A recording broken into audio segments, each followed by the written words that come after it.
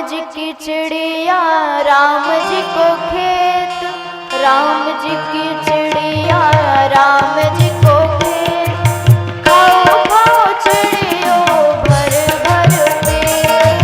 राम जी की चिड़िया राम जी के खेत, खाओ मेरी चिड़ियों भर भर पेट।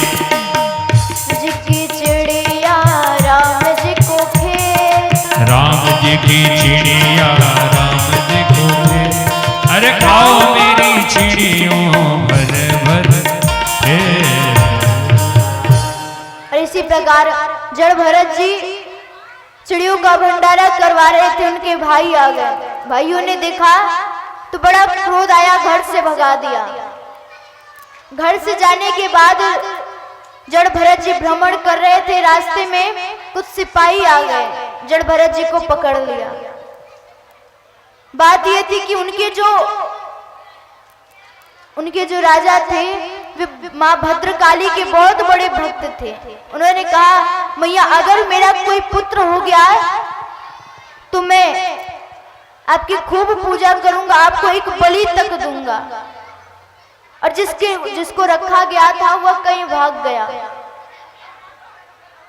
जड़ भरत जी को पकड़ लिया। ऐसे ही चलता रहा, जो दिखता जड़ भरत जी को पकड़ के ले जाता, जिसको दिखता जड़ भरत जी को उठा के ले जाते। एक बार क्या हुआ, सिंधु सौवीर देश के राजा का आगमन हो रहा था। पहले के राजा पालकी से आते जाते थे, तो उनमें से एक कहार की तबीयत बिगड़ गई।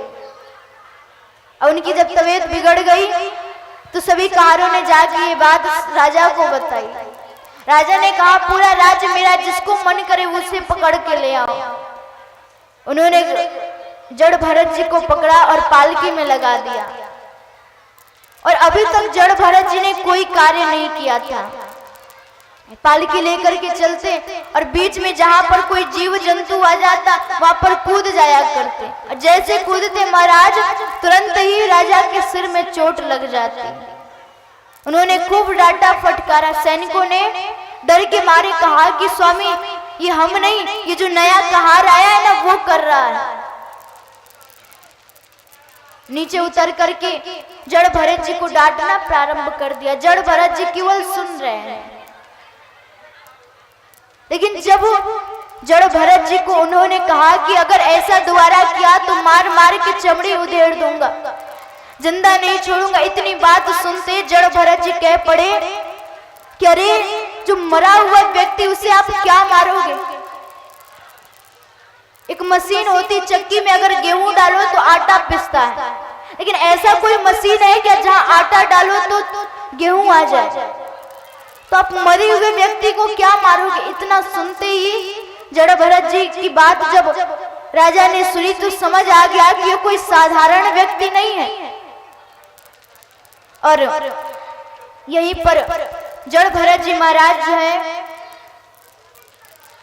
रहुगढ़ को, जो राजा थे, उन्हें उपदेश दिया। और क्या कहा, अकोविदः कोविदवाद वादान वदशतो नाति विदाम वरिष्ठा न सूरयो ही। और इसी प्रकार आज जड़ भरत जी महाराज राजा को उपदेश देते हैं। और यहाँ पर उन्होंने राजा को मूर्ख शब्द से ही संबोधित किया। इसके बाद भूगोल खगोल का वर्णन आता है, नरकों का वर्णन आया, और नरकों के वर्णन के बाद अजामिल उपाख्यान, अजामिल